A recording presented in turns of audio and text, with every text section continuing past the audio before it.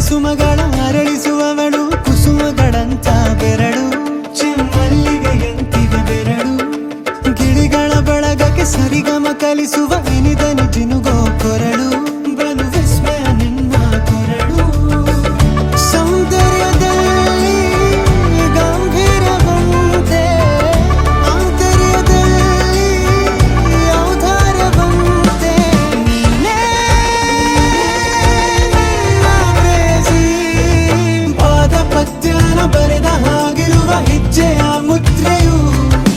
ನಿನ್ನ ನಡೆ ಕಂಡು ಹಿಂದೆ ಬರಬಹುದು ತುಂಗೆಯು ಭದ್ರೆಯು ನಾನು ಶ್ರೀಕೃಷ್ಣ ನೀನೆ ನನ್ನ ಭಾವನೆ ಮೂಡಿದೆ